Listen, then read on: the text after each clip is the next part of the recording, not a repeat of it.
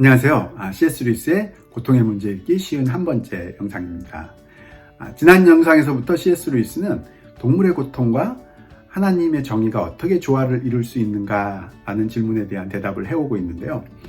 그런 대답, 즉 동물에 관한 교리를 세우기 위해서는 그 토대가 되는 관점이 굉장히 중요하다고 이야기했습니다. 그러면서 그 토대로서 동물을 보는 관점에서 어떤 동물이 가장 자연스러운 자신의 본성을 잘 가지고 있는 동물인가 라는 관점을 들고 있는데요. 길들여진 동물이야말로 자신에게 주어진 본연의 그 자리를 찾은 유일한 동물이라는 점에서 가장 자연스러운 동물이다 라고 생각하는 것이 동물에 관한 교리를 세워가기 위한 중요한 토대라고 이야기합니다. 이번 영상에서는 그런 길들여진 동물에게 인간이 줄 수 있는 것이 자아 또는 인격이라고 하는데요. 어떤 의미에서 그런 이야기를 할 수 있는 것인지 232페이지 위에 단부터 지난 영상에 이어서 계속 읽어가면서 그 의미를 한번 쫓아가 보도록 하겠습니다. 이제부터 살펴보겠지만 길들여진 동물에게 진정한 자아 또는 인격이 생기는 것은 거의 전적으로 그 주인에게 달린 일입니다. 어떤 좋은 양치기 개가 거의 인간에 가깝게 된 것은 좋은 양치기가 개를 그렇게 만들었기 때문입니다. 전에 저는 아내라는 말의 신비한 힘에 대해서 말한 적이 있습니다. 저는 이 말이 신약 성경에서 항상 동일한 의미로 쓰였다고 생각지 않으며, 따라서 인간이 그리스도 안에 있고 그리스도가 하나님 안에 있으며 성령이 교회 안에 또 믿는 자 한 사람 한 사람 안에 있다는 것이 정확히 같은 의미를 갖는다고 생각지 않습니다. 그 말들은 단일한 의미를 지닌다기보다는 서로 운을 이루며 상응하는 의미를 지닌다고 할 수 있습니다. 지금 인간이 자신이 길들여지는 동물에게 자아를 줄 수 있다는 말을 이해하기 위해서는 전에도 이야기했던 성경에 나오는 아내라는 말의 그 신비한 힘에 대해서 한번 생각해 볼 여지가 있다고 이야기하는데요. 앞에 인간의 타락에 대해서 이야기하면서도 인간이 아담 안에서 죽고 그리스도 안에서 다시 산다라는 그 말 속에, 그 아내라는 말 속에는 단순히 공간적인 그런 의미뿐만 아니라 더 깊은 그런 영적인 의미가 들어있다라고 이야기했습니다. 그런 것처럼 인간 안에서 길들여지는 동물이 자아를 얻는다라는 그 말에 어떤 의미가 있지 않을까라고 지금 제안을 하고 있는 것처럼 보이는데요. 계속 읽어보도록 하겠습니다. 지금 제가 말하고자 하는 것은, 물론 저는 정식 신학자들의 교정을 받을 용의가 충분히 있습니다. 위와 같은 의미와 정확히 일치하지는 않지만 그에 상응하는 의미에서 짐승들이 그 주인 안에서 진정한 자아를 얻는 것이 아니겠느냐 하는 점입니다. 다시 말해서 여러분은 짐승 하나만을 생각해서 그것을 인격체라고 부르며 하나님이 과연 그것을 부활시키시고 축복하실 것인가를 물어서는 안 됩니다. 여러분은 그 짐승이 어떤 맥락 안에서 자아의식을 얻는지 그 전체적인 맥락을 생각해야 합니다. 즉 좋은 농가에서 자식들과 짐승들을 다스리는 주인과 그의 아내를 생각해야 하는 것입니다. 지금 인간이 아담 안에서 죽고 인간이 그리스도 안에서 다시 살고 라는 그 안에서라는 의미와 똑같지는 않지만 그와 비슷한 의미에서 짐승들이 주인 안에서 진정한 자아를 얻는 것이 아니겠느냐라는 그런 제안을 하고 있는데, 그 말의 뜻을 조금 더 자세하게 이야기한다면 동물이 얻게 될 자아를 그 동물 하나 그 자체만을 놓고 봐서는 어떤 의미도 우리가 이끌어낼 수 없다는 거죠. 동물이 얻게 될 자아를 우리가 생각해 보기 위해서는 그 동물의 존재가 처해 있는 그 전체적인 맥락, 즉 좋은 농가에서 자식들과 짐승들을 다스리는 그 주인과 그의 아내라는 그 동물이 처해 있는 그 맥락을 반드시 생각해야 된다라고 지금 강조하고 있습니다. 그 전체적인 맥락이라는 것은 바울이 말하는 의미 또는 그것에 아주 가까운 의미의 몸이라고 할 수 있습니다. 그 몸이 얼마만큼이나 그 부부와 함께 부활하는지 누가 예측할 수 있겠습니까? 저는 아마도 하나님의 영광과 그 부부의 지복에 필요한 만큼만 부활하는 것이 아니라 특정한 지상의 경험으로 영원토록 채색되는 특정한 영광과 특정한 지복에 필요한 만큼까지 부활하지 않을까 생각합니다. 그래서 지금 왜 동물에게 주어진 자아를 생각할 때는 그 동물이 처해 있는 전체적인 맥락을 꼭 생각해야 되느냐라고 묻는다면 C.S. 루이스는 그 전체적인 맥락이 바로 바울이 이야기했던 우리가 그리스도의 몸이고 교회는 그리스도의 몸이다라고 이야기했던 그 몸과 같은 개념이기 때문이다라고 이야기합니다. 그래서 동물이 불멸성을 얻게 된다면, 즉 동물의 자아가 부활하게 된다면 그 부활의 모습은, 그 몸의 모습은 단순히 그 주인에게 주어지는 그런 복의 차원, 그런 추상적인 복의 차원이 아니라 그 동물과 그 주인이 이 지상에서 경험했던 그 특정한 경험들을 다 포함하는 부활이 될 것이다. 즉 이 지상에서 실제로 있었던 그 관계들, 그 관계의 경험들이 그 동물의 자아의 의미에 반드시 포함이 될 것이다 라고 지금 강조를 하고 있습니다.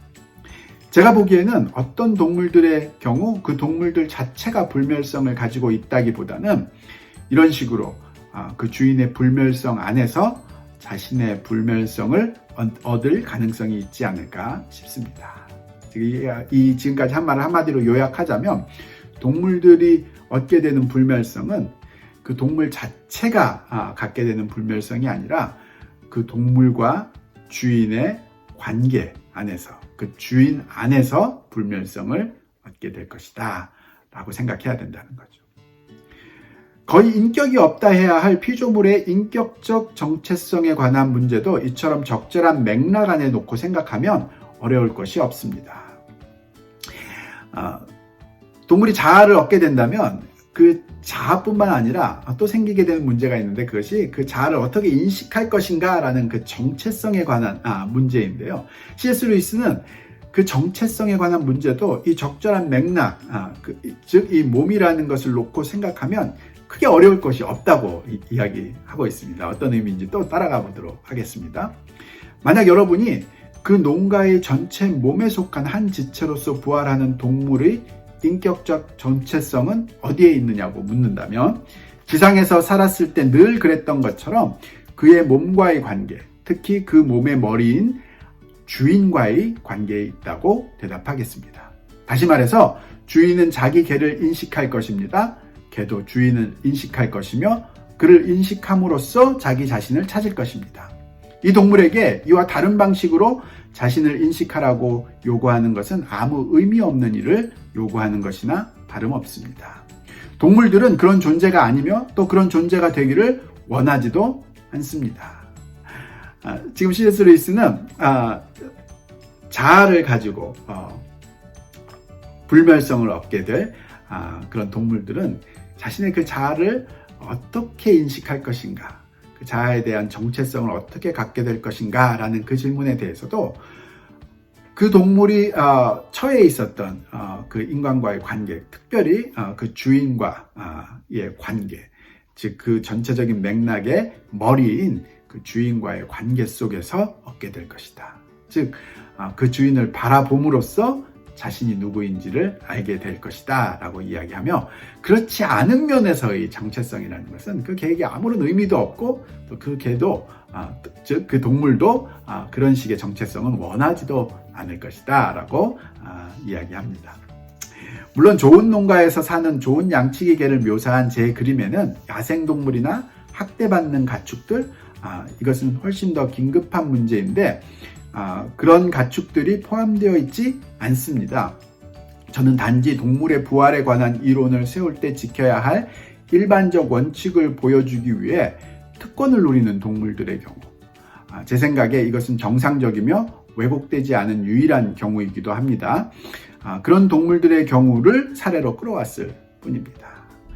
물론 C.S. 루이스가 하는 이런 이야기들을 듣다 보면 그런 좋은 환경에서, 좋은 맥락에서, 좋은 몸속에서 잘 길들여지는 그런 동물이 아닌 야생동물이나 학대받는 가축들, 이런 것들에 대해서는 전혀 그 문제점을 지적하고 있지 않지 않느냐라고 이야기할 수 있다는 거죠. 거기에 대해서 C.S. 루이스는 100% 인정하고 있는데요. 그러면서도 C.S. 루이스가 이 상황만 가지고 온 것은 동물의 부활에 관한 이론을 세울 때, 즉 동물에 관한 교리를 세워갈 때 가장 정상적이고 가장 왜곡되지 않은 그런 유일한 경우가 바로 이 경우라고 생각하기 때문에, 그렇기 때문에 가져온 것일 뿐이다 라고 대답을 합니다.